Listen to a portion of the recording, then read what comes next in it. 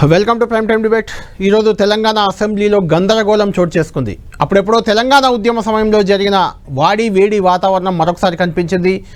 అటు అధికార ఇటు ప్రతిపక్ష సభ్యులు వాటర్ బాటిళ్లు కాగితాలతో గందరగోళం సృష్టించారు అసెంబ్లీలో. ఇందులో ముఖ్యంగా షాద్నగర్ ఎమ్మెల్యే ఇటీవలి కాలంలో వివాదాస్పదమైన ఎమ్మెల్యేగా నిలిచారు. ఆయన అసెంబ్లీలో చేసిన గందరగోళం అంతా ఇంత కాదు. పొంగులేటి శ్రీనివాస్ రెడ్డి భూభారతి బిల్లును ప్రవేశపెడుతున్న సందర్భంగా ఆయన వెనుకే ఉన్న షాద్నగర్ ఎమ్మెల్యే శంకర్ హావభావాలు మనం స్క్రీన్పై చూస్తున్నాం. ఆయన అక్కడ రెచ్చిపోతూ మిగిలిన విపక్ష సభ్యులను రెచ్చగొడుతున్న విధానం కనిపిస్తుంది. అదే సమయంలో ఆయన చేతిలో ఉన్న పేపర్లను వాళ్ళపైకి విసురుతున్న విజువల్స్ కూడా మనకు అసెంబ్లీ విడుదల చేసిన విజువల్స్లోనే చిక్కాయి. అటు ఆ తర్వాత బీఆర్ఎస్ ఎమ్మెల్యేలు స్పీకర్ పైకి దూసుకువెళ్ళడం, వారిని మార్షల్స్ అడ్డగించడం, ఇలాంటి విజువల్స్ కూడా ప్రభుత్వం అధికారికంగా కాకపోయినా రిలీజ్ చేసింది అసెంబ్లీ లోపలి విజువల్స్ కూడా. ఏదేమైనా అటు ప్రతిపక్ష ఇటు విపక్ష సభ్యుల మధ్య గందరగోళం చోటు చేసుకుంది. భూభారతి చట్టానికి సంబంధించి ఆ బిల్లుకు ఆమోదం తెలిపే సందర్భంగా చర్చ జరుగుతుండగా బీఆర్ఎస్ సభ్యులు మాత్రం ఈ కార్ రేసు సంబంధించి కేటీఆర్పై కేసు నమోదు చేశారు. అది కేవలం కక్ష సాధింపు, దీనిపై చర్చించాలంటూ పట్టుబట్టారు. ఈ సందర్భంగా ఇరు పక్షాల మధ్య కూడా వాడి వేడి వాతావరణం, వాగ్వాదం చోటు చేసుకుంది. ఆ నేపథ్యంలో బీఆర్ఎస్ లేకుండానే భూభారతి బిల్లుకి అసెంబ్లీ ఆమోదం తెలిపింది. అయితే బీఆర్ఎస్ సభ్యులు చేసిన చర్యలను మాత్రం విపక్ష సభ్యులంతా కూడా అధికార కాంగ్రెస్తో పాటు బీజేపీ, ఎంఐఎం, సిపిఎం సభ్యులు కూడా తప్పుపట్టారు. భూభారతి అనేది కీలకమైన బిల్లు, దానిపై చర్చలో పాల్గొనాలని కోరినా బీఆర్ఎస్ పాల్గొనకుండా ఫార్ములా ఈ రేస్లో కేటీఆర్పై అక్రమంగా కేసు పెట్టారంటూ దాన్నే పట్టుకొని సభను అడ్డుకునే ప్రయత్నం చేసింది. చివరికి వాకౌట్ చేసి వెళ్ళిపోయిన పరిస్థితి.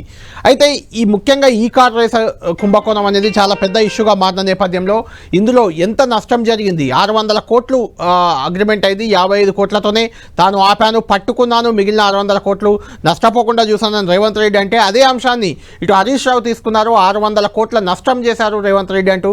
వాళ్ళు ఏమన్నారు ఒకసారి చూద్దాం.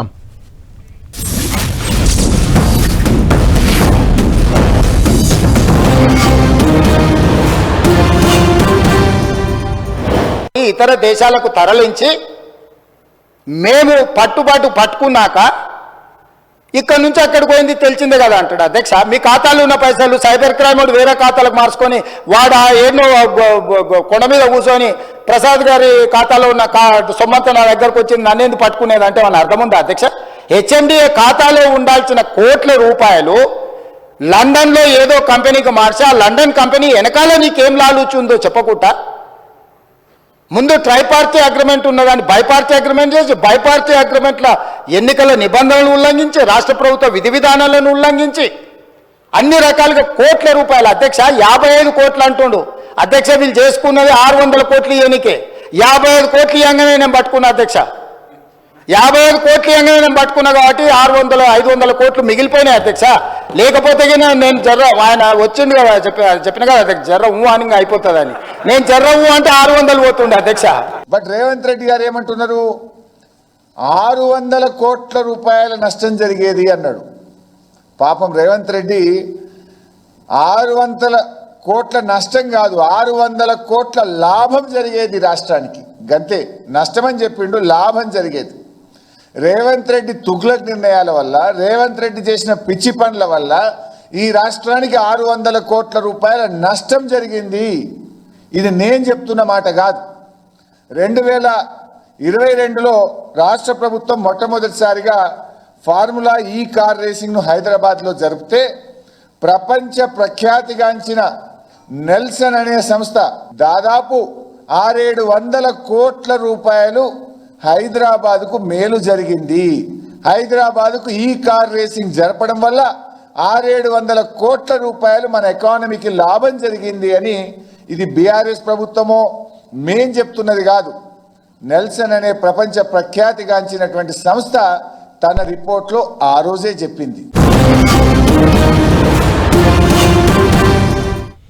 రైట్, ఇది ఈ కార్ రేస్కి సంబంధించిన 600 కోట్లు కాపాడామని రేవంత్ రెడ్డి చెప్తే 600 కోట్లు హైదరాబాద్కు లాభం జరిగింది ఒకటే ఏడాది. ఇప్పుడు ఇంకో 600 కోట్లు కూడా లాభం జరిగేది, నష్టం చేశాడు రేవంత్ రెడ్డి అంటూ హరీష్ రావు ధ్వజమెత్తిన పరిస్థితి. ఇదే అంశంపై చర్చిద్దాం. మనతో పాటు డిబేట్లో జన్ అవుతున్నారు కాంగ్రెస్ పార్టీ నుంచి దేవరకద్ర ఎమ్మెల్యే మధుసూదన్ రెడ్డి గారు మనకు లైవ్లో అందుబాటులో ఉన్నారు. అదేవిధంగా బీజేపీ నుంచి కూడా సిర్పూర్ ఎమ్మెల్యే హరీష్ పాల్వాయి మనకు అందుబాటులోకి వచ్చారు.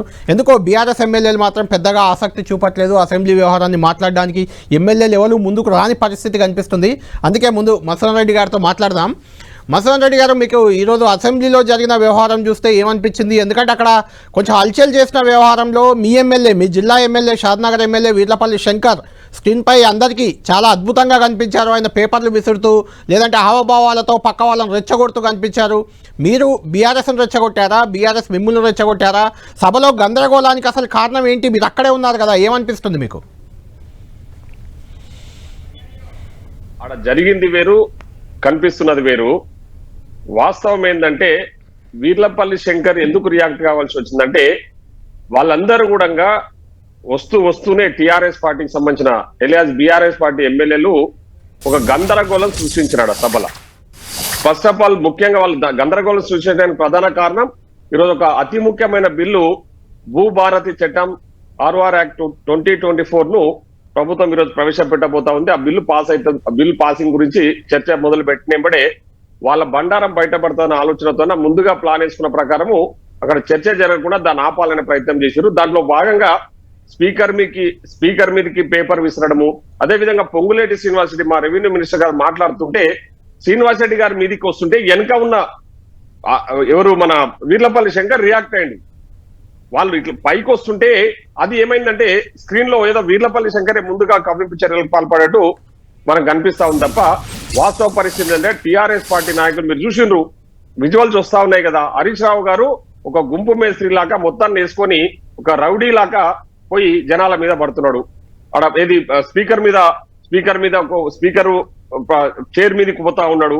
అదేవిధంగా ఇక్కడ మంత్రులు మాట్లాడుతుంటే మంత్రుల మీదకి ఇంకా అసభ్యకరంగా ఏంటంటే అసలు అసెంబ్లీలో ఎంత గౌరవంగా ఉండాలి, అది చట్టాలు తయారు చేసే ఒక దేవాలయం లాంటి అసెంబ్లీ సభలో ఏ విధంగా ఉండాలి?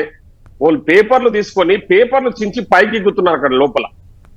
హరీష్ రావు గారి నేతృత్వంలో అవన్నీ కూడా జరుగుతూ ఉన్నాయి అక్కడ. సో అవన్నీ చూస్తా ఉంటే ఇప్పుడు ఈరోజు టిఆర్ఎస్ పార్టీ నాయకులకు ప్రజాస్వామ్యం పట్ల ఎలాంటి గౌరవం లేదు.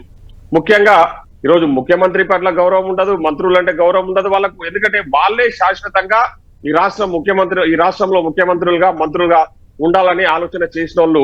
కానీ ప్రజలు తీర్పిచ్చి ఈరోజు వాళ్ళని ప్రతిపక్షంలో కూర్చోబెట్టుకునే వరకే వాళ్ళు తట్టుకోలేక వాళ్ళు అంటే ఒక ఫ్రస్ట్రేషన్ లో ఉన్నారు. క్లియర్ కట్ గా అర్థమైతా ఉందంటే నిన్న కూడా మీరు హరీష్ రావు గారిని చూసారు. నేనున్న సభలో ఎవరు కూడా హరీష్ రావు గారిని దొంగ అని ఒక మాట అనలే. కానీ ఆయనంతకు ఆయన ఊహించుకొని నన్ను దొంగ అన్నారని ఆల్ ఆఫ్ ఎ సడన్ గా ఫ్రస్ట్రేషన్ లో యూజ్లెస్ ఫెలో అని వాడి యూజ్ చేసిందంటే ఒక సీనియర్ శాసనసభ్యుడు దాదాపు 5 సార్లు 6 సార్లు శాసనసభ్యునిగా మంత్రిగా కొనసాగిన వ్యక్తి సహనం కోల్పోయి అధికారంలో లేమనే అక్కస్తో ఇక్కడ ముఖ్యమంత్రి గారు రేవంత్ రెడ్డి గారు పాలనను చూసి తట్టుకోలేక వాళ్ళు ఫ్రస్ట్రేషన్ లో ఏం చేస్తున్నారో వాళ్ళకే అర్థమవుతలేదు, ఏం మాట్లాడుతున్నారో వాళ్ళకే అర్థం లేని పరిస్థితి. ఏందున్నా ఏదో వాళ్ళకే తెలిసినట్టు వాళ్ళు వ్యవహరిస్తున్న తీరును నిజంగా అంటే బాధాకరంగా ఉన్నాడు. అసెంబ్లీలో చూస్తా ఉంటే వాళ్ళు వ్యవహరించిన తీరును ఈ రోజు మీరు చూసినారు. అక్బరుద్దీన్ ఓవైసీ గారు కానీ బీజేపీ వాళ్ళు కానీ అదే కమ్యూనిస్ట్ వాళ్ళు ఏ విధంగా వాళ్ళ తీరును ఎండగట్టిరో మీరు అందరు కూడా బాగా అంటే టీవీలలో కానీ లైవ్ లో కానీ మేము చూసాము. ఒక్క నిమిషం, ఆ ఎమ్మెల్యేలు బీఆర్ఎస్ ఎమ్మెల్యేలు అయితే ఎవరు ముందుకు రావట్లేదు, అసలు ఏం జరిగిందో చెప్పడానికి కూడా వాళ్ళు మీడియా ముందుకు వచ్చి రావడానికి సిద్ధంగా లేరు, అది వేరే విషయం. బీజేపీ ఎమ్మెల్యే హరీష్ కూడా మనకి ఇక్కడ అందుబాటులో ఉన్నారు. ఆయన ఒక జడ్జి, అదే అతన్ని అడుగుదాం, ఎందుకంటే అతను 2 పక్షాలకు సమదూరం ఉండే పార్టీగా బీజేపీ ఉంది కాబట్టి సభలో ఖచ్చితంగా. ఎందుకంటే మేమంతా మొదటిసారి ఎన్నికైన సభ్యులం. హరీష్ గారు కూడా ఉన్నారు, అడగండి. హరీష్ గారు కూడా చూసింది. మీరు ఒక విద్యాధికుడు, మీరు ఒక వైద్యుడు, 2-3 సార్లు సభలోకి రావాలనుకున్నారు, మొదటిసారి ఎంటర్ అయ్యారు. ఈ రోజు వాతావరణం చూస్తే మీకు ఏమనిపించింది? అక్కడ ఎవరిది తప్పుగా మీకు కనిపించింది? సరే, అఫ్ కోర్స్ భూభారతి చట్టంపై కాంగ్రెస్ చర్చకు, ప్రభుత్వం చర్చకు సిద్ధమైతే ఈ కార్ రేస్ పై చర్చకు బీఆర్ఎస్ డిమాండ్ చేసింది, అందులో తప్పు లేకపోవచ్చు. కానీ సభలో వీర్లపల్లి శంకర్ చెప్పు కూడా చూపించాడు, చెప్పు చూపిస్తూ అరాచకం చేశాడు అనేది బీఆర్ఎస్ ఆరోపణ.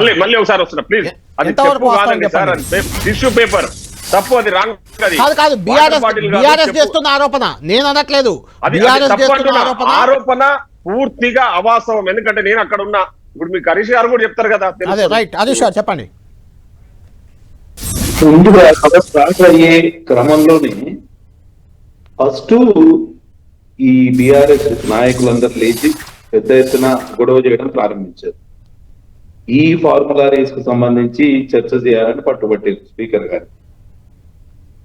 క్యాల్కులేటెడ్ గా ఒక ప్రణాళికాబద్ధంగా కేటీఆర్ గారి సభకు రాలేదు వాళ్ళు. అంటే వాళ్ళు ప్లాండ్ గా ఉన్నారన్నమాట. వాళ్ళ గలాట ఎంత దారుణం అంటే వెళ్ళకపోయినరు. అవి కాగితాలని చెప్పి ఆ పైకి విసిరేయడం ఏంటంటే నాకు అర్థం కాదు. మీరు స్పీకర్ని అవమానించే క్రమంలో మొత్తం శాసనసభను శాసన వ్యవస్థను అవమానిస్తున్నారు కదా. చాలా అన్యాయం అండి. మీరు అనుకున్నదే చేయాలి, మేము చేసిందే రైట్, అసలు ఇంకా మేము అధికారంలో ఉన్నాము అనే అహంకారం పనికిరాదు. పూర్తిగా ఇవాళ బీఆర్ఎస్ ఇవాళ వ్యవహరించిన తీరు పూర్తిగా శాసన సభకే మాయన మచ్చ. కాబట్టి భవిష్యత్తులో ఇటువంటి కవింపు చర్యలు పాల్పడద్దు. ఇంకొకటి ఏంటంటే స్పీకర్ గారు చాలా ఉందాగా సభను నడిపించే క్రమంలో వారికి సహకరించాలి. ఇవాళ అవకాశం రాలేదు, రేపు ఉంది. మీరు రేపు అడ్జర్న్మెంట్ మోషన్ ఇవ్వండి, లేకపోతే ఇంకొక రూపకంగా పోండి. ఒకవేళ అది ఇవ్వకపోతే దాని తర్వాత ప్రొడ్యూస్ చేయాలి. మేము ఫస్ట్ ఇది భూభారతి మీద చర్చ కానివ్వండి, తర్వాత మనం చూద్దామని స్పీకర్ గారు ఎంత చెప్పినా ఒప్పుకోలేదు. సరే, ఇటువైపు కుడివైపు నుంచి ఎడమవైపు పోయి ఆ స్పీకర్ గారి పోడియం ఎక్కే ప్రయత్నంలో భాగంగా అక్కడ ఒక గలాట జరిగింది. ఆ కాంగ్రెస్ చెందిన ఎమ్మెల్యే శంకర్ గారు, ఆయన కొంచెం దుందుడుకు స్వభావం ఉన్న వ్యక్తి అని మనకు అర్థమైంది. ఆయన ఇవాళ ఆ పేపర్ విసిరి ఇంకా అక్కడ లేని కొన్ని సిచ్యువేషన్ క్రియేట్ చేయడం. అంటే చెప్పు చూపించారన్న దాంట్లో వాస్తవం ఉందా? నేను రైట్ సైడ్ ఉంటే నేను చూడలేదు చెప్పు చూపించింది, కానీ పేపర్ మాత్రం ఇది విజువల్స్ లో నేను చూసిన. నేను నాకు ఎడమ కనిపించలేదు, కానీ కుడివైపు వీలు చేసింది అయితే టీఆర్ఎస్ వాళ్ళు చేసింది పూర్తిగా అసంబద్ధంగా ఉన్నది. అంటే మీరు ఏకపక్షంగా చూసారు, ఒకవైపే చూసారు, రెండో వైపు చూడలేదు మీరు. మీరు అడిగే క్వశ్చన్ ఒకటి. ఇప్పుడు మీరు జస్ట్ నేను వీర్లపల్లి శంకర్ కు కంప్లీట్ రైట్ సైడే ఉన్నా. ఆయన పేపర్ అది టిష్యూ పేపర్ రెడ్డి గారు, మన విజువల్ లో చేతిలో పేపరే కనిపిస్తుంది, నో డౌట్. మరి నో డౌట్ చెప్పండి. ఇప్పుడు ఇంటర్ప్రిట్ చేయడంలో కూడా కొంచెం ఒక పద్ధతి మీద చేయాలి టిఆర్ఎస్ వాళ్ళు. ఇంటర్ప్రిట్ ఇప్పటిదాకా హరీష్ రావు గారు ఇంటర్ప్రిట్ చేస్తుండే 600 కోట్లు లాభం వస్తుండే, 600 కోట్లు నష్టం చేసిరని. ఎలక్షన్ నోటిఫికేషన్ పడ్డ తర్వాత ఎవరిని అడిగి మీరు పైసలు ట్రాన్స్ఫర్ చేసిర్రు, ఎవరి అనుమతి తీసుకొని చేసిర్రు, అది మాట్లాడడం ఎందుకు హరీష్ రావు? అడుగుదాం. ఒక్క నిమిషం ప్రతి అబద్ధాన్ని పూర్తిగా అబద్ధాలను కూడా నిజం చెప్పి నిజమని నమ్మించే ప్రయత్నంలో భాగంగా హరీష్ రావు గారు ఆరితేరిపోయిండు. ఆయనకు నిజంగా ఒక అవార్డు ఇవ్వాలి. అసెంబ్లీలో కూడా మేము చూస్తా ఉన్నాము, ఎన్నిసార్లు అబద్ధాన్ని నిజం చేయాలనే ప్రయత్నం చేస్తా ఉన్నాడంటే హరీష్ రావు గారు అనే వ్యక్తి. ఇన్ని రోజులు వాళ్ళు ఆ అబద్ధపు పునాదుల మీద ప్రజలను మోసం చేసి అధికారంలోకి వచ్చి 10 సంవత్సరాలు చేసిన పని అది ఇప్పుడు ప్రతిపక్షంలో కూడా అదే పని చేస్తున్నారు. ఇప్పటికైనా కొంచెం రియలైజ్ అయ్యి ప్రజలు వాళ్ళకి బుద్ధి చెప్పినాక కూడా వాళ్ళ తీరు మార్చుకోకపోతే ఎలా? ఇప్పుడు ఇప్పటిదాకా మా మిత్రుడు మా పాల్వాయి హరీష్ గారు మాట్లాడినట్టు ఆడ వివరించిన తీరును మేము చాలా, ఎందుకంటే ఆయన ఒక డాక్టర్ గా, నేను ఒక అడ్వకేట్ గా ఫస్ట్ టైం సభలకు ఎంటర్ అయినా. అవును, మేము మా ఎక్స్పెక్టేషన్ చాలా ఉంటాయి కదా. ఎందుకంటే మేము ఒక్క నిమిషం మనకు ఇంతకుముందే నేను 2-3 సార్లు చెప్పాను, బీఆర్ఎస్ ఎమ్మెల్యేలు ఎందుకో ప్రెస్ మీట్లకే పరిమితం అవుతున్నారు, మీడియా డిబేట్లకు రావడానికి వాళ్ళు పెద్దగా ఆసక్తి చూపట్లేదు, ఎందుకో తెలియదు మరి. అందుకే ఇప్పుడు ఎర్రోల శ్రీనివాస్ ఎమ్మెల్యే కావాలని ఎప్పటి నుంచో చూస్తే ఎర్రోల శ్రీనివాస్ మనకు అందుబాటులో ఉన్నారు. గతంలో టీఎస్ఎండిసి చైర్మన్గా, ఎస్సీ ఎస్టీ కమిషన్ చైర్మన్గా కూడా ఆయన పనిచేసిన అనుభవం ఉంది. ఆయనతో మాట్లాడదాం. శ్రీనివాస్ గారు, ఎందుకు మీ ఎమ్మెల్యేలు ఎవరు డిబేట్లకు రాకుండా పారిపోతున్నారు ఎక్కువగా? అంటే మీ వైపు తప్పు ఉందని పారిపోతున్నారా? అసెంబ్లీలో ఈరోజు మీరే తప్పు చేశారా? ఏంటి కారణం ఏంటి? ఏం జరిగింది ఈరోజు అసెంబ్లీలో? జరిగిన వాతావరణం ఇంతసేపు మీరు హరీష్ గారితో ఉన్నారు, అక్కడ ఎమ్మెల్యేలు చర్చించుకునేది అది ఇదంతా వినే ఉంటారు. ఏంటి అసెంబ్లీలో ఏం జరిగింది? కాంగ్రెస్ వాళ్ళు మిమ్మల్ని రెచ్చగొట్టారా, మీరు వాళ్ళని రెచ్చగొట్టారా? ఏం జరిగింది? మేము తప్పు చేసినామని పారిపోవట్లేదు. కాంగ్రెస్ పార్టీ ఈ ఫార్ములా రేస్ మీద ఖచ్చితంగా చర్చ జరగాలి. మీరు ఎఫ్ఐఆర్ కేసు పెట్టి ఇచ్చిండ్రు, ఆల్రెడీ ఏసీబీకి ఇచ్చిండ్రు, ఏ ప్రాతిపదికన ఇచ్చిండ్రు అనేటువంటి అంశాల మీద ఒక పక్క అసెంబ్లీ జరుగుతుంది కాబట్టి అసెంబ్లీ జరుగుతున్నటువంటి సందర్భంలో ఈ కేసులు అయినాయి కాబట్టి చర్చ పెట్టాలి, దాని మీద చర్చ జరగాలని ఎవరైనా కోరుకుంటారు కదా. దానికి ముందుగానే పోయి కలిసిండ్రు, దీని మీద చర్చ పెట్టమన్నారు.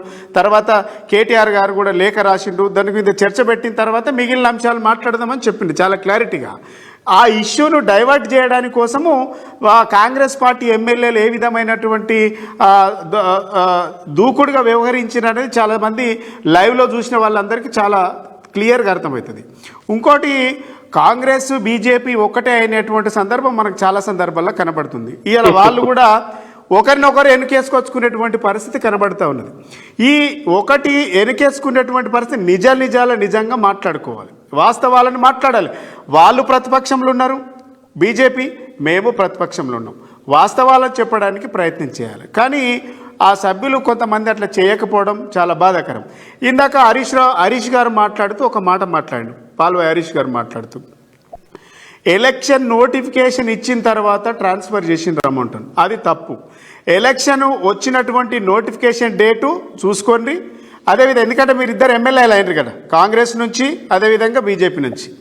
ఎలక్షన్ నోటిఫికేషన్ వచ్చిందేమో అక్టోబర్ 9, 2023.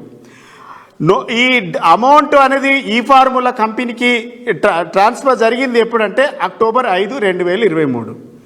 ఎందుకండి బుకాయించుడు? వాస్తవాలు తెలుసుకొని మాట్లాడండి. కానీ ఇది కంప్లీట్గా డైవర్ట్ చేసేటువంటి విధంగా ఇలా ఈ ఫార్ములా కేసు ఎందుకు తీసుకొచ్చారు ముందుకంటే కాంగ్రెస్ ప్రభుత్వం ఇచ్చినటువంటి వాగ్దానాల మీద ఇలా మూసి మేమేం అధికారంలో మేము లేమన్నా, తీసుకొచ్చింది మేము కాదు. 6 గ్యారెంటీలు ఎందుకు అన్న నేను చెప్పనియండి, గ్యారెంటీల గురించి మనం డిస్కస్ చేద్దాం తర్వాత. ఇప్పుడు అసలు నేను చెప్పిన చెప్పు నేను ఇప్పుడు దీని గురించి ఇప్పుడు మాట్లాడాల్సినటువంటి అవసరము, ఈ ఫార్ములా మీద కేసు పెట్టించింది ప్రభుత్వమా మేమా? ఒకటి గుర్తుపెట్టుకోండి. ఇలా కావాల్సుకొని డైవర్ట్ పాలిటిక్స్ చేస్తుంది కాంగ్రెస్ పార్టీయా లేకుంటే బీఆర్ఎస్ పార్టీయా చర్చ పెట్టాలి. రెండోది, ఇలా మీరు 6 గ్యారంటీలు, 13 హామీలు, 420 హామీలు మీ అభయాస్తం కింద ఇచ్చినటువంటి మేనిఫెస్టోలో పెట్టినటువంటి అంశాలు మీరు అమలు చేయట్లేదు. ఇలా డైవర్ట్ పాలిటిక్స్ చేస్తున్నటువంటి ఉద్దేశంలో ప్రతి సందర్భంలో మా పార్టీ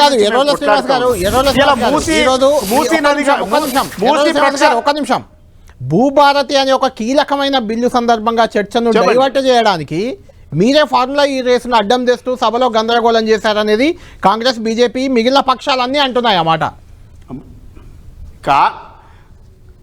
ఇప్పుడు నేనేమంటున్నా, కాంగ్రెస్ ప్రభుత్వం ఆడుతున్నటువంటి డ్రామా ఇలా మొత్తానికి గతంలో ప్రభుత్వంలో పెట్టినటువంటి ప్రతి సంక్షేమ పథకాన్ని కూడా పేరు తీసేయాలనేటువంటి ఒక కుట్ర. ఇలా ధరణి మార్చాల్సినటువంటి అవసరం లేదు. ధరణితోని చాలా మందికి 70 లక్షల మంది రైతులకు సంబంధించినటువంటి 1,22,52 లక్షల మంది ధరణిలో ఉన్నటువంటి వాటితోని లబ్ధి పొందినటువంటి సందర్భం చూస్తూ ఉన్నాం. ఇలా అక్కడెక్కడైనా చిన్న సాఫ్ట్వేర్ అప్డేట్ వర్షన్ లేదన్నా కరెక్షన్ ఉంటే చేసుకోవాలి, అంటే ధరణి పేరు మార్చాలనేటువంటి కుట్ర.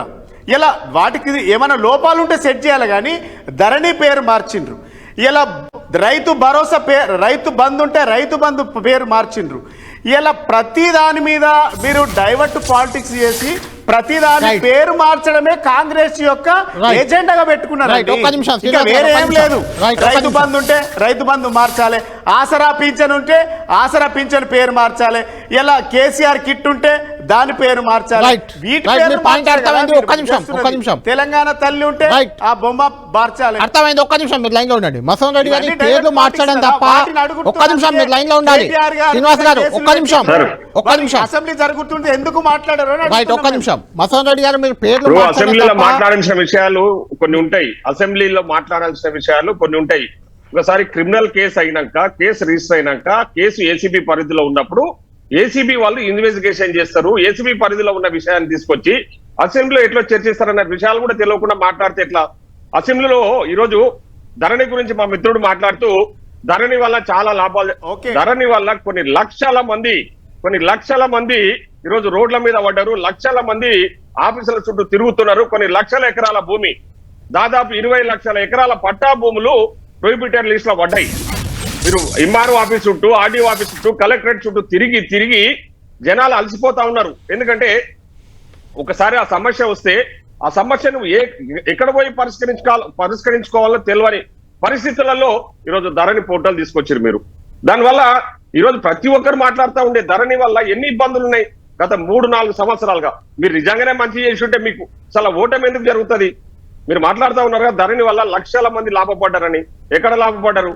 మీరు ఇచ్చిన హామీలు ఏడనేరవేర్చిందని చెప్పేసి ఈ రోజు మా గురించి ప్రశ్నించే ప్రయత్నం చేస్తా ఉన్నారు.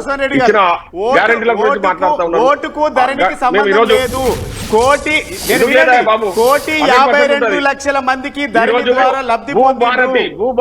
గుర్తుపెట్టుకోండి, ఏ పథకం ఒకటి గుర్తుపెట్టుకోవాలి మధుసూదన్ రెడ్డి గారు, ఏ పథకమైనా 100% సక్సెస్ కాకపోవచ్చు. అదేనా చిన్న తప్పులు జరిగితే సెట్ చేసుకోండి. అసలు తప్పులు ఎక్కడ? ఇప్పుడు తప్పులు ఎన్ని జరిగినాయో మీ దగ్గర లెక్క ఉందా? ఎక్కడెక్కడ తప్పులు జరిగినాయో లెక్క ఉందా? బంగాళాఖాతంలో కలుపుతామని చెప్పింది కదా ముఖ్యమంత్రి. మరి హైదరాబాద్ చుట్టూ మూడు సముద్రాలు ఉన్నాయి. మరి ఎట్లా కలిపిండు? అరే ఎట్లా కలిపిండు? ఒక్క నిమిషం ఆగండి మీరు. శ్రీనివాస్ గారు బైసాబ్ ఇవాళ అసెంబ్లీకి ఇవాళ నువ్వు పోవచ్చు కొత్తగా. అసెంబ్లీలో నేను 20 సంవత్సరాలు నేను చూస్తా ఉన్నా. ఇలా మీరు కొత్తగా కరప్షన్ జరిగినప్పుడు ఏసీబీకి ఇవ్వాల్సిన అవసరం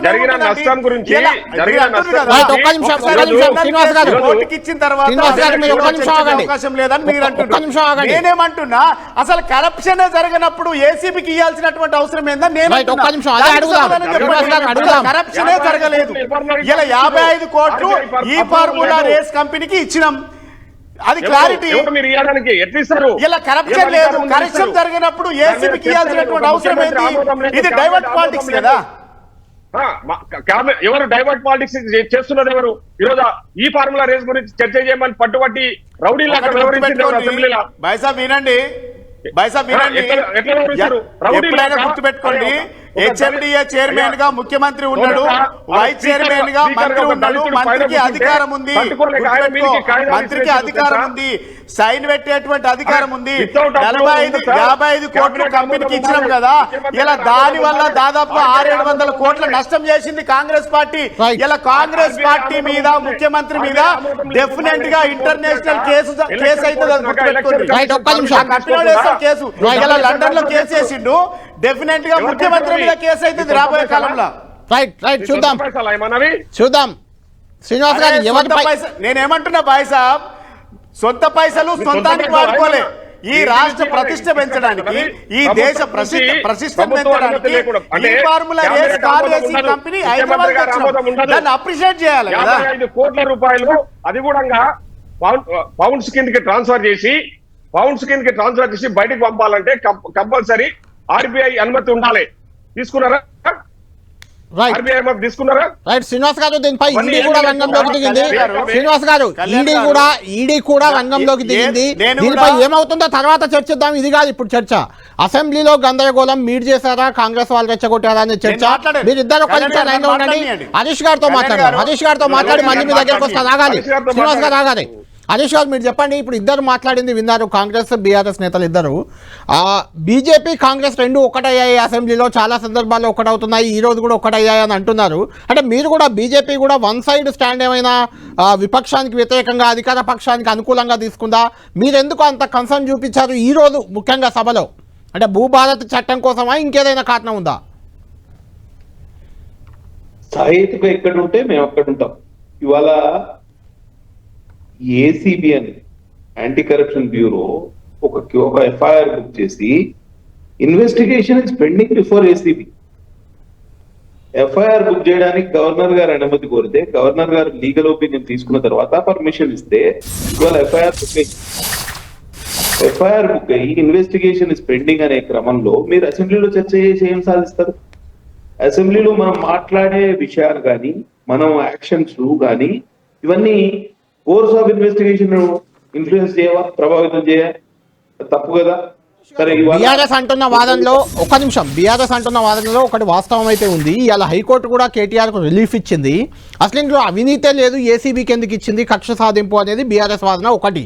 రెండోది మీరు అన్నట్టు ఏసీబీ విచారణ జరుగుతుంది, అసెంబ్లీలో చేస్తారా అంటే ఎన్నో కేసులు విపక్షాలపై పెడితే పార్లమెంటునే అడ్డుకున్న సందర్భాలు ఉన్నాయి. అసెంబ్లీని అడ్డుకోవద్దా? విపక్షం అడ్డుకునే రైట్ లేదా? మీరు చాలాసార్లు అన్నారు కాంగ్రెస్ పార్టీపై ఈడీ కేసులు పెట్టినప్పుడు పార్లమెంటును స్తంభింపజేసిన సందర్భం ఉంది, ఆదానిపై కేసు పెట్టాలని పార్లమెంట్ని అడ్డుకున్న సందర్భాలు ఉన్నాయి. అవన్నీ తప్పే అంటారా? అయితే నేను ఏమంటా అంటే కొంత కేటీఆర్ గారే నేను కోర్టుకు పోను, మీరు ఏం చేసుకుంటారో చేసుకోండి అని అన్న సందర్భం. ఇవాళ కోర్టుకు పోయారు, రిలీఫ్ వచ్చిందని సంకల్పించుకుంటున్నారు వాళ్ళు. కాబట్టి వాళ్ళే ఈ యూటర్న్ తీసుకున్నారు, వాళ్ళకే నిలకడలేదు. ఎవరు అవాళ్ళు శివాసులు పేరు అన్నారు, నేను జైలుకి పోతా, యోగా చేస్తా, స్లిమ్ అయితా, ట్రిమ్ అయితా, ఇవన్నీ ఎందుకనే అనవసరమైన మాట. Let the law take its own course. చట్టం తన పని తాను చేసుకుపోనివ్వండి. మీరు తప్పు చేయలేదు, మీకు కోర్టులు ఉన్నాయి, ఇది న్యాయ వ్యవస్థ మీద నమ్మకం ఉంది, తప్పకుండా మీకు న్యాయం జరుగుతుంది. ఇన్వెస్టిగేషన్ పెండింగ్ ఉండగా నువ్వు అసెంబ్లీలో చర్చ చేసి ఇవాళ భూభారతి ఎంత ఇంపార్టెంట్ చట్టం అండి. ధరణి పేరిట ఎంత పెద్ద కుంభకోణం జరిగిందండి, 2.5 లక్షల కోట్ల కుంభకోణం జరిగింది. ఇవాళ తెలంగాణ రాష్ట్రం అప్పులో ఊగిపోవడానికి లేకపోతే దివాలా తీయడానికి పెద్ద కుంభకోణాలు జరుగుతాయి. బైసాబ్ వినండి, ఎర్రోల శ్రీనివాస్ గారు మీరు చెప్పాలి, కుంభకోణాలు చేస్తారు ఇప్పుడు. ఎర్రోల శ్రీనివాస్ గారు మీరు చేస్తారని ముందే ప్రెడిక్ట్ చేయకండి. కానీ కేటీఆర్ గారు అన్నారు కదా నేను జైలుకు వెళ్తా, దమ్ముంటే అరెస్ట్ చేసుకోండి, యోగా చేస్తా, అది ఇది అని చెప్పారు. ఎందుకు వెళ్ళారు మళ్ళీ కోర్టుకు? మరి హరీష్ గారు అడుగుతున్న వాస్తవమే అది. కళ్యాణ్ గారు వెళ్ళే రైట్ ఉంది, మీకు వెళ్ళే రైట్ ఉంది, అనుమానం లేదు. కానీ మీరు జైలుకి వెళ్తాను, అరెస్ట్ చేసుకోండి అని సవాల్ చేసి మళ్ళీ ఎందుకు కోర్టుకెళ్లారు? నేనేమంటున్నా, ఏ వ్యక్తికైనా ఖచ్చితంగా కోర్టుకి వెళ్ళేటువంటి రైట్ ఉంది. కానీ నేను జైలుకి వెళ్తాను అన్నది అది కేటీఆర్ గారే. నేను జైలుకి వెళ్తాను, అరెస్ట్ చేయండి అన్నది కేటీఆర్ గారే. ఇప్పటికి కూడా అంటున్నాం జైలు నేనేమంటున్నా, అరే మన ప్రథమ హక్కు, మనం వెళ్ళాల్సినటువంటి హక్కు ఉంటుంది, వెళ్తాం డెఫినెట్గా. ఇప్పటికి కూడా అక్రమంగా ఎన్ని కేసులు పెట్టినా జైలుకి వెళ్ళడానికి మా నాయకుడు సిద్ధంగా ఉన్నాడు, దాంట్లో ఎలాంటి సందేహం లేదు, ఎలాంటి శశబికలు కూడా అవసరం లేదు, అది గుర్తుపెట్టుకోవాలి. రెండోది, హరీష్ గారు మాట్లాడుతూ ఒక మాట మాట్లాడాడు, బీజేపీ. నేనేమంటున్నా, చర్చ జరగడానికి క్రిమినల్ కేసు అయిన తర్వాత చర్చ జరగడం అవసరం లేదు అని. ఇంకోటి ఏమంటుండంటే, కాంగ్రెస్ బీజేపీ ఆడుతున్న నాటకం అనేది క్లారిటీకి వచ్చేసింది. ఎందుకనంటే ఢిల్లీలో రేవంత్ రెడ్డి గారు మంత్రులను కలిసినాక ఇమ్మీడియట్లీ ఇక్కడ హైదరాబాద్ రాకముందే గవర్నర్ గారు ఆమోదించిండండి, అది గుర్తుపెట్టుకోండి. ఢిల్లీలో కేంద్ర మంత్రులను కలిసిన తర్వాత కిషన్ రెడ్డిని, మిగిలిన వాళ్ళ మంత్రులందరినీ కలిసిన మరుక్షణమే ఇక్కడ ఆమోదం తెలిపిండు గవర్నర్ గారు. అంటే ఇది కాంగ్రెస్ బీజేపీ రెండు కలిసి బీఆర్ఎస్ పార్టీని లేవకుండా చేయాలి, ఇబ్బంది పాలు చేయాలి, కేసులు పెట్టాలి, ఖచ్చితంగా మానసిక స్థైర్యాన్ని దెబ్బతీయాలనేటువంటి దురుద్దేశం కనబడతా ఉన్నది. శ్రీనివాస్ గారు మీరు ఒక్క నిమిషం ఆగాలి.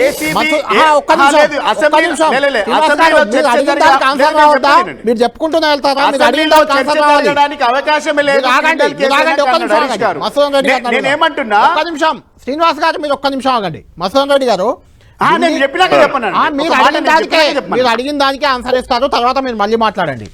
ఢిల్లీకి వెళ్ళి రేవంత్ రెడ్డి గారు ఒక్క నిమిషం ఆగండి. శ్రీనివాస్ గారు ఆగండి ఒక్క నిమిషం. కరప్షన్ జరిగినప్పుడు ఏసీబీకి ఇవ్వాల్సిన అవసరం ఒక్క నిమిషం అడగండి. మీరు అడిగింది అడుగుతున్నారు.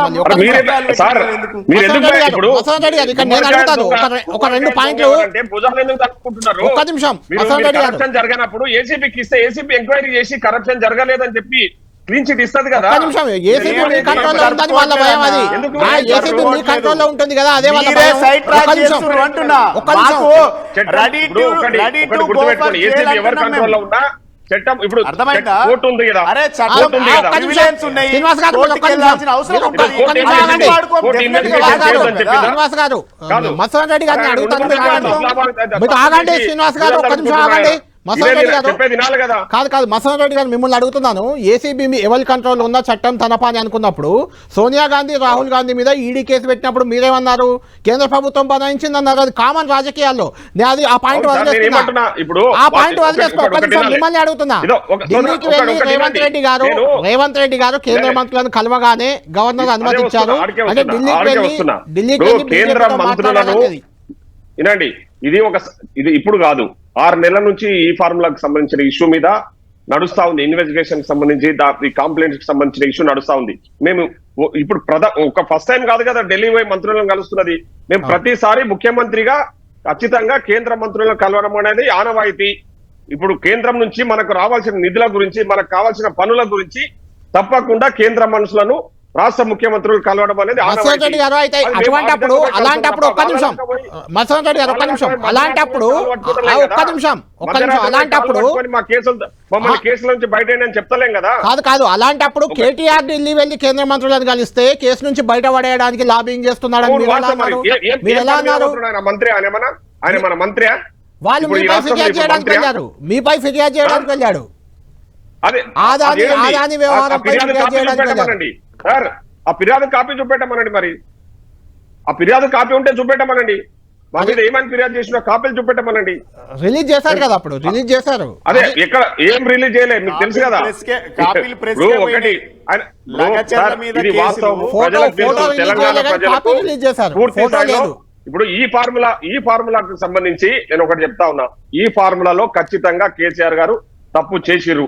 ఆ తప్పును కప్పిపుచ్చుకోవడానికి ఏదో రకంగా బహానా. ఇప్పుడు అసెంబ్లీలో ఈరోజు భూభారత్ చట్టం, ఈరోజు స్పీకర్ గారు ఏం చెప్పారు తెలుసా మీకు? అసలు యాక్చువల్ గా స్పీకర్ గారు చెప్పిన విషయం ఏంటంటే, తప్పకుండా నువ్వు ఈ ఫార్ములా మీద పట్టుబడుతున్నావు కదా, చర్చ చేద్దాం.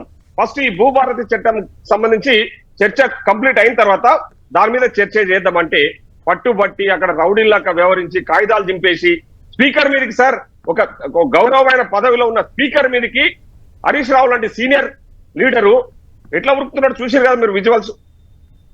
ఎంత రౌడీలాగా బిహేవ్ చేశారు అక్కడంటే.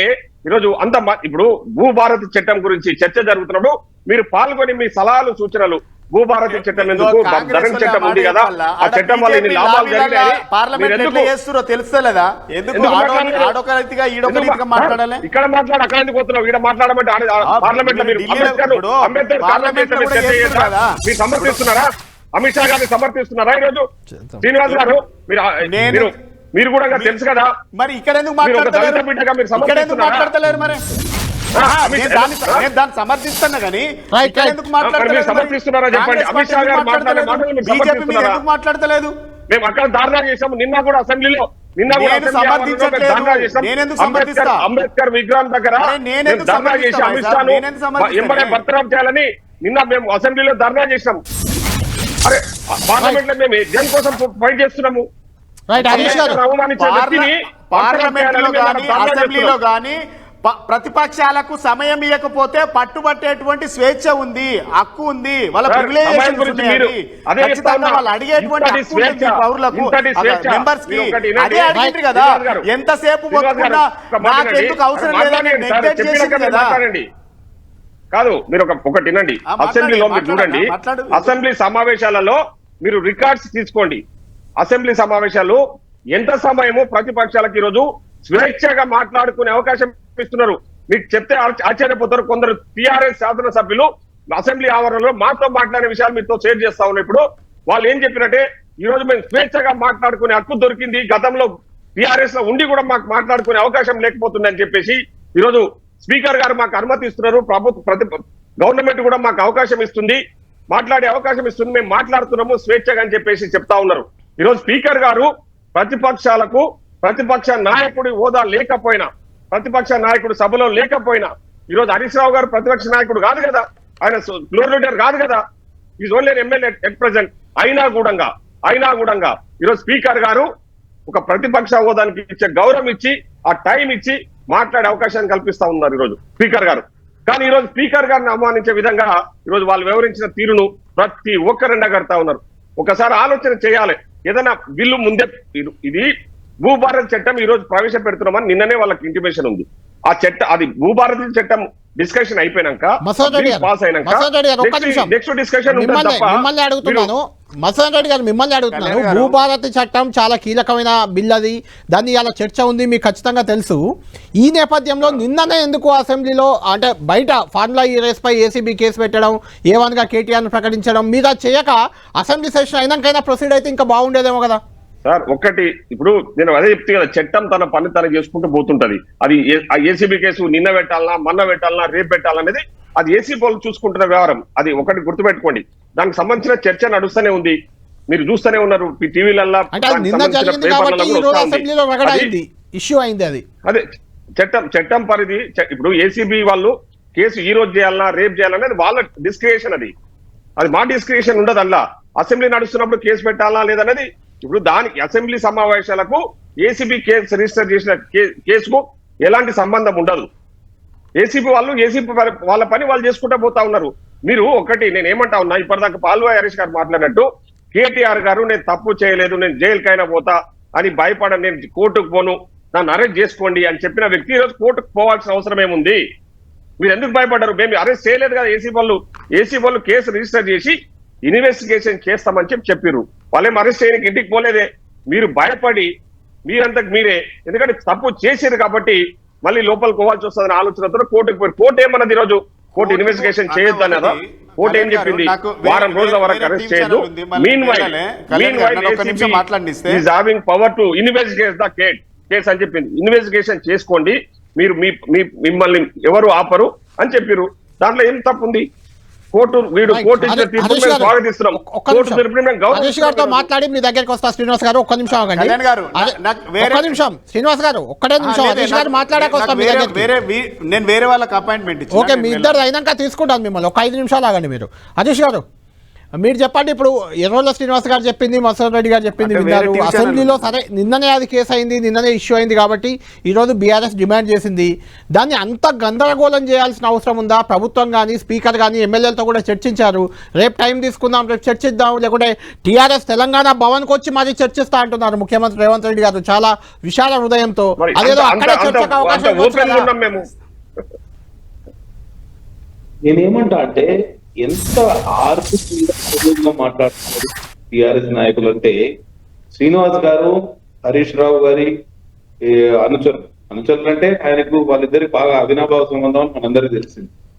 ఎగ్జాక్ట్లీ తను ఎట్లా కనికట్టు చేస్తారు, ఈ శ్రీనివాస్ గారు కూడా అట్లా కనికట్టు చేయడంలో నేర్పరిగా తయారైంది. ఎట్లయితే పురుష శిష్యుల ఎందుకు అట్లా మాట్లాడతారు? ముఖ్యమంత్రి గారు పోయేట కేంద్ర మంత్రులను కలిశారండి. కలిస్తే గవర్నర్ గారు పర్మిషన్ ఇచ్చారండి. ఏం మాట్లాడుతున్నారు? గవర్నర్ గారు మీరు ఫైల్ పంపి ఎన్ని రోజులైంది? కలవలేదా హరీష్ గారు? మీరు ఫస్ట్ టైం అసెంబ్లీకి వచ్చారు. ఒక నిమిషం మాట్లాడండి. మీరు ఢిల్లీలో కేంద్ర మంత్రిని కలిసిన తర్వాత ఒక మాట జెన్యున్ గా మాట్లాడండి. అరే మీరు రాజకీయాలలో ఫేర్గా వచ్చినప్పుడు కొంతనన్నా ఫేర్ ఉండాలి. కిషన్ రెడ్డి గారిని కలిసిన తర్వాత, కేంద్ర మంత్రులను కలిసిన తర్వాత, ఇక్కడ ఢిల్లీకి వెళ్ళి హైదరాబాదు ఎయిర్పోర్ట్ లో దిగక ముందే గవర్నర్ ఆమోదం పొందిందా లేదా? ఎందుకు అబద్ధం ఆడాలి? నిజాలు కదా ఒకటి. రెండోది మేము భయపడి మేము కోర్టుకు వెళ్ళలేదు. ఇప్పటికి కూడా మేము ఖచ్చితంగా ఏసీబీ అరెస్ట్ చేస్తుందా, సిబిఐ అరెస్ట్ చేస్తుందా, ఈడీ అరెస్ట్ చేస్తుందా, ఈడీ కేసులు పెడుతుందా, ఏ కేసులు పెట్టినా రెడీ టు ఫైట్, కొట్లాడడానికి రెడీగా ఉన్నాం, జైలుకోవడానికి రెడీగా ఉన్నాం, ప్రభుత్వం చేస్తున్నటువంటి అవినీతి పనులను కూడా ఎండగట్టడానికి రెడీగా ఉన్నాం. కానీ బీజేపీ పార్టీ మేము చేస్తున్నటువంటి పోరాటానికి కలిసి వస్తుందా లేదా మీరు చెప్పండి. మీరు అవినీతి గురించి మాట్లాడుతుంటే నవ్వొస్తుంది, నవ్వుకుంటారంతా.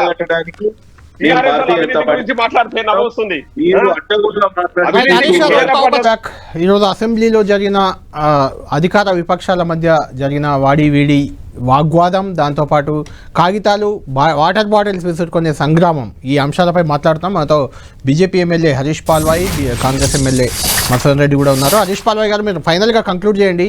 అసలు ఈరోజు అసెంబ్లీలో జరిగిన వ్యవహారం ఒకటైతే ఫార్ములా ఈ రేసు విషయంలో ఏసీబీ కేసు కానీ ఇవన్నీ వ్యవహారాలు మిగిలిన అంశాలపై కూడా ఆల్రెడీ నిన్న ఓఆర్ఆర్ టెండర్లలో అవకతవకలపై కూడా విచారణకు ఆదేశించారు ముఖ్యమంత్రి గారు. అంతేకాదు ఇలాంటి చర్యలు ఇలాంటి వ్యవహారాలు చేస్తున్న వారిపై కఠినంగా వ్యవహరించాల్సిన అవసరం ఉందంటూ కూడా ఆయన స్పీకర్కి ఒక సూచన చేసినట్లయితే కనిపించింది మనకు అక్కడ.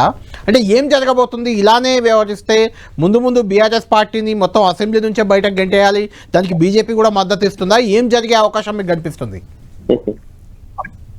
ఇవాళ హరీష్ రావు గారు కాగితాలు ఇట్లా నేనే వెనుకున్నా తన ముందున్నా ఇట్లా కాగితాలు తెచ్చి ఇట్లా ఇట్లా ఇట్లా విసిరేస్తున్నారు.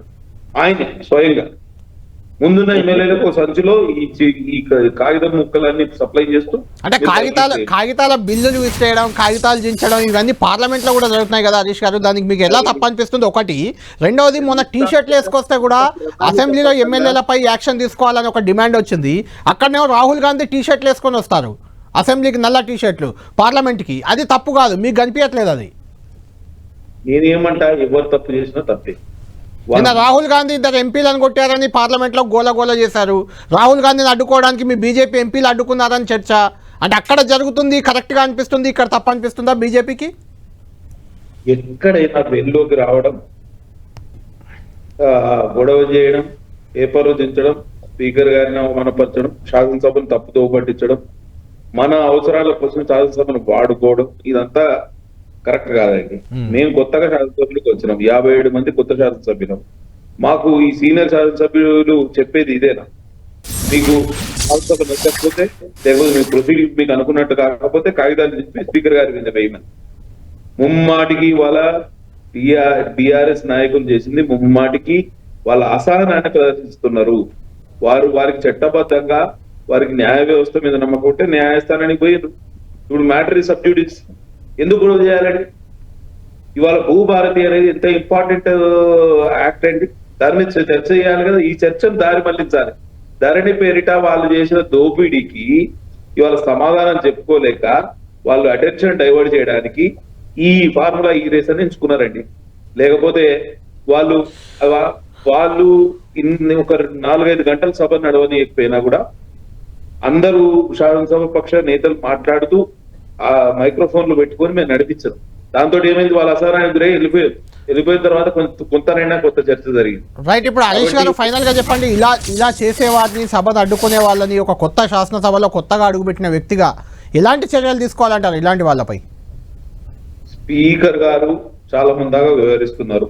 నేను ప్రతిపక్ష నాయకుడిగా, ప్రతిపక్షానికి చెందిన కొత్త శాసనసభ్యుడిగా నేను చెప్తున్నాను.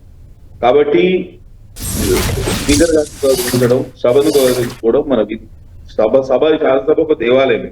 ప్రజలు శాసన వ్యవస్థ ద్వారా ప్రభుత్వాన్ని, కార్యనిర్వాహక వ్యవస్థను ప్రశ్నించడానికి, దాని నుంచి జవాబుదారీతనాన్ని అడగడానికి, జవాబుదారీగా ఉండాల్సిన అవసరం ఉందని తెలియపడానికి శాసనసభ ఒక వేదిక.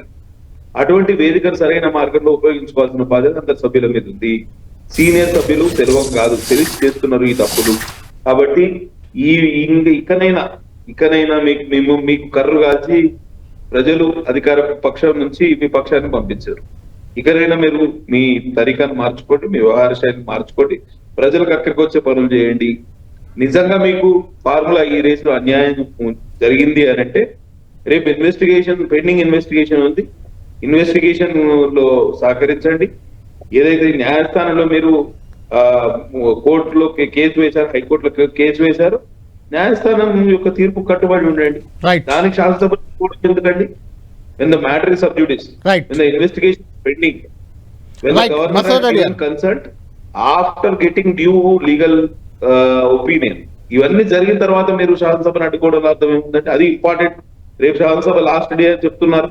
ఇవాళ మరి మాకు అవకాశం రావద్దా? మేము మాట్లాడుతూ ఉంటే ఎవరు వినే పరిస్థితే లేదు. హడావిడిగా మాట్లాడాల్సి వచ్చింది. ప్రభుత్వాన్ని నిలదీశాం. నిజంగానే మీరు అవినీతి జరిగింది ధరణి పేరిట అని నమ్మితే సిబిఐ ఎంక్వైరీ వేయండి. సిబిఐ ఎంక్వైరీ ద్వారా ధరణిలో జరిగిన అవినీతిని పూర్తిగా వెలికితీద్దాం, తద్వారా రాష్ట్రానికి లాభం చేకూరుద్దాం అని అంటే లేదు. మేము శ్రీనివాసరెడ్డి గారు మంత్రి గారు, రెవెన్యూ శాఖ మంత్రి అని ఏమంటారు, ఫోరెన్సిక్ ఆడిట్ చేస్తారండి. ఫోరెన్సిక్ ఆడిట్ రైట్, అది కూడా అడుగుదాం. రైట్, మనకు టైం లేదు. హరీష్ గారు ఒక్క నిమిషం. మసన్ రెడ్డి గారు, దీనిపై సిబిఐ విచారణకి ధరణిపై ఆదేశించాలని డిమాండ్ బీజేపీ నుంచి వస్తుంది. మీరు కూడా గతంలో ఎన్నికల సందర్భంగా ధరణి అనేది కోట్ల కుంభకోణం అని చెప్పారు. దానిపై విచారణ జరుపుతారా, దోషులను శిక్షిస్తారా? ఫార్ములా ఈ కేవలం 55 కోట్లదే, మీరు ఆ ధరణి 1000 కోట్లు 100 కోట్లు అని చెప్పారు. మరి 2.5 లక్షల కోట్ల అవినీతి జరిగిందన్నది ఈరోజు లక్షల కోట్లు ఆరోపణ కాదు, ఆరోపణనే కాదు, ధరణి పేరు మీద ఈరోజు ఒక కుటుంబం 100 ఎకరాల భూమిని అన్యాక్రాంతం చేసిందని చెప్పేసి, అది కూడా హైదరాబాద్ చుట్టుపక్కల ఈ ధరణి అడ్డం పెట్టుకొని 100 ఎకరాల భూమిని, విలువైన భూములను, ప్రభుత్వ భూములను, భూదాన్ భూములను వీళ్ళు అన్యాక్రాంతం చేసి అడ్డగోలుగా అమ్మేసారన్నది వాస్తవం. దానికి సంబంధించిన పూర్తి స్థాయిలో ఈరోజు ఫోరెన్సిక్ ఆడిట్ ఎందుకు చేస్తామన్నాము, అక్కడ జరిగిన వాస్తవాలు ఏంటి, ఇప్పుడు ఫోరెన్సిక్ ఆడిట్ లో వాస్తవాలు ముందుకు వచ్చిన తర్వాత అవసరం అనుకుంటే మేము తప్పకుండా, మా ముఖ్యమంత్రి గారు కూడా చెప్పారు ఈరోజు, అవసరం అనుకుంటే అప్పుడు సిబిఐకి ఇవ్వడానికి కూడా వెనకాడము. ప్రైమరీగా ఈ మేము ఏదైతే ఫోరెన్సిక్ ఆడిట్ చేయిస్తామని ఈరోజు వాళ్ళు అడిగిన ప్రశ్నకు సమాధానంగానే ఫోరెన్సిక్ ఆడిట్ ఒకటే కాదు, ఈరోజు ఔటర్ రింగ్ రోడ్ లో జరిగిన అవకతవకలు, ఔటర్ రింగ్ రోడ్ అమ్మేసిన దాని మీద జరిగిన అవకతవకల మీద కూడా నిన్ననే ముఖ్యమంత్రి గారు చాలా స్పష్టంగా చెప్పారు. ఏది వాళ్ళు రద్దు చేయాలని కోరుతా ఉన్నారు. రద్దు ఇప్పుడు మీరే అంటా ఉన్నారు, ఇప్పుడు కేసులు పెడితే తప్పుడు కేసులని, ఇప్పుడు రద్దు చేస్తే ఇన్వెస్టిగేషన్ చేసి దాంట్లో వాస్తవాలు ఏంది, నిజాలు ఏంది, అబద్ధాలు ఏంది, ఏం తప్పులు జరిగినాయి తెలుసుకున్న తర్వాత కదా మనం యాక్షన్ తీసుకోవాల్సింది. స్టేట్ ఆఫ్ ఎట్లా రద్దు చేస్తాం, దానికి కొన్ని పరిధులు ఉంటాయి కదా. సో గౌరవ ముఖ్యమంత్రి గారు చాలా స్పష్టంగా, చాలా ట్రాన్స్పరెంట్ గా ప్రతి దాన్ని మేము వైట్ పేపర్ రూపంలో అసెంబ్లీలో చర్చిస్తున్నాం, అసెంబ్లీలో ముందర పెడుతున్నాం. అంటే మసన్ రెడ్డి గారు రేవంత్ రెడ్డి ఒక ఇంట్రెస్టింగ్ కామెంట్ చేశారు, ఇలా గందరగోళం చేసే వాళ్ళ విషయంలో కొంచెం కఠినంగా వ్యవహరించాలని స్పీకర్ కు ఒక సూచన చేశారు. అంటే ఏం చేయబోతున్నారు, మళ్ళీ ఇలాంటి వాతావరణం రాకుండా మీరు ఏం చేయబోతున్నారు, స్పీకర్ ఏం చేయాలని కోరుకుంటున్నారు? నేనేమంటున్నా, మీరు గతంలో కొన్ని జరిగినాయి, టిఆర్ఎస్ వాళ్ళు కూడా సవాళ్ళు ఎందుకు రేవంత్ రెడ్డి గారు కూడా ఏకంగా గవర్నర్ చైర్ని లాగేశారు. మీకు గుర్తుందో లేదో, తెలంగాణ ఉద్యమ సమయంలో గవర్నర్ నరసింహన్ చైర్ని పోడియం పైకి ఎక్కి చైర్ను లాగేశారు రేవంత్ రెడ్డి గారు. అప్పుడు ఏం చర్యలు, అప్పుడు ఏం అంటే చట్టము సభ అనేది ఎప్పుడైనా ఒకటే, తెలంగాణ మూవ్మెంట్ అయినా తెలంగాణ వచ్చాకైనా చట్టం సభ ఒకటే కదా. చెప్పనియండి, మరి నన్ను మాట్లాడియండి, చెప్పండి చెప్తున్నా కదా. చెప్పండి. ఇప్పటికీ వాస్తవం చెప్పాలంటే ఈరోజు మా స్పీకర్ గారు అంటే స్పీకర్ గారు చూపిస్తున్న సహనం చాలా గొప్పగా ఉంది, నేను చెప్తా ఉన్నా. ఎందుకంటే మాకే ఆడ ఉన్న సభ్యులకు, ఎందుకంటే వాళ్ళు చేస్తున్న తీరును చూస్తే అరే వీళ్ళ మీద ఇమీడియట్లీ వీళ్ళని సస్పెండ్ చేయాలనే డిమాండ్ ఉంది అక్కడ. అయినా కూడా ఎందుకు అక్బరుద్దీన్ ఓవైసీ మాట్లాడుతూ కూడా ఇట్లా చేసే వ్యక్తులను సస్పెండ్ చేయాలని చెప్తే కూడా స్పీకర్ గారు సంయమనం పాటించారు. అంటే ఆలోచన చేయండి, వీళ్ళు ప్రతిసారి వీళ్ళు మాట్లాడుతున్నారు, వీళ్ళు మాట్లాడినంత వీళ్ళకి అవకాశం ఇచ్చి వీళ్ళు మాట్లాడేసి ఇతర మాట్లాడే వ్యక్తులను డిస్టర్బ్ చేసే ప్రయత్నం చేస్తా ఉన్నారు. ఎంతసేపు ఉన్న సభను తప్పుదో పట్టియడము, అబద్ధాలు ప్రజల్లో అంటే అబద్ధాలు చెప్పి ప్రజలను మోసం చేయాలనే ఆలోచనతోన ఈరోజు అవసరం లేని విషయాలను తీసుకొచ్చి సభలో చర్చించాలని చెప్పేసి పెడతా ఉన్నారు. సో కాబట్టి ఈరోజు వాళ్ళు వివరించిన తీరు ముఖ్యంగా పేపర్లు చిత్తు కాగితాలకు చించి పైకి ఎగరేస్తా ఉన్నారు వాళ్ళు. ఇంకో విషయం ఏంటంటే, అందరు కలిసి ఒక ఎమ్మెల్యేని పైకి లేపితే ఆయన ఆ ఎమ్మెల్యే గారు చేతులు సప్పర్లు కొడుతున్నాడా? అది ఏంది చట్ట సభ? అది చట్టాలు, మనము చట్టాల మీద గౌరవం ఉన్న వ్యక్తులు చట్టాలను తయారు చేసుకునే సభ అది. ఈరోజు మనకు చట్టాలు కావాలంటే అక్కడ చట్టాలు తయారు చేసుకునే సభలో ప్రజలు మనల్ని నమ్మి మనల్ని ఓటేసి మనల్ని ప్రజాప్రతినిధులుగా, శాసనసభ్యులుగా అసెంబ్లీకి పంపిస్తే వాళ్ళు వచ్చి అట్లా రౌడీలాగా వ్యవహరిస్తా ఉంటే చూస్తూ ఊరుకుంటారా సార్? రైట్, దేనికైనా ఒక అదుపు అనేది ఉంటది కదా. అదే అంటున్నా, ఏం చేయాలంటారు? అలాంటి వాళ్ళని ఏం చేయాలి, ఏం చేస్తే ప్రొసీజర్ ఫాలో అవుతారు సార్. స్పీకర్ గారు ప్రొసీజర్ ఫాలో అవుతారు. రైట్, ప్రొసీజర్ ఉంది, వైలేట్ చేసి ఏం చేస్తారు అనేది ప్రొసీజర్ ఉంటది, ఆ ప్రొసీజర్ ఫాలో అవుతారు. రైట్, థ్యాంక్ యూ మసన్ రెడ్డి గారు. రైట్, థ్యాంక్ యూ మసన్ రెడ్డి గారు, థ్యాంక్ యూ హరీష్ పాల్వాయ్ గారు, థ్యాంక్ యూ ఎర్రల శ్రీనివాస్ గారు. మొత్తానికి తెలంగాణ అసెంబ్లీలో ఈ రోజు జరిగిన గందరగోళం అయితే కొత్త ప్రశ్నలను లేపిందని చెప్పుకోవచ్చు. ఏ రకంగా ఇలాంటి వ్యవహారాన్ని కంట్రోల్ చేయాలనే దానిపై రేవంత్ రెడ్డి కూడా సీఎం రేవంత్ రెడ్డి చాలా సీరియస్ అయ్యారు. ఇలాంటి వారి విషయంలో కఠినంగా వ్యవహరించాలంటూ కూడా స్పీకర్కి ఆయన సూచన చేశారు. చూడాలి స్పీకర్ ఎలాంటి నిర్ణయం తీసుకోబోతున్నారు, ఏం జరగబోతుంది. ఒకరిద్దరు ఎమ్మెల్యేలపై అనర్హత వేటు వేయాలి. గతంలో సంపత్ కుమార్, కోమటిరెడ్డి లాంటి వాళ్ళపై వేసిన విధంగానే రకంగా కూడా ప్రభుత్వం ఆలోచన చేస్తున్నట్లయితే తెలుస్తుంది. చూడాలి ఏం జరగబోతుంది తెలంగాణ అసెంబ్లీలో. ఇలా వ్యవహరిస్తే ఎమ్మెల్యేలకు, ముఖ్యంగా బీఆర్ఎస్ ఎమ్మెల్యేలు ఏ రకంగా టార్గెట్ చేయబోతున్నారు, ఎమ్మెల్యేలను అనర్హత వేటు వేసే అవకాశం కూడా కనిపిస్తుందా, ఏం జరుగుతుంది వేచి చూడాలి. ఇది ప్రైమ్ టైం డిబేట్.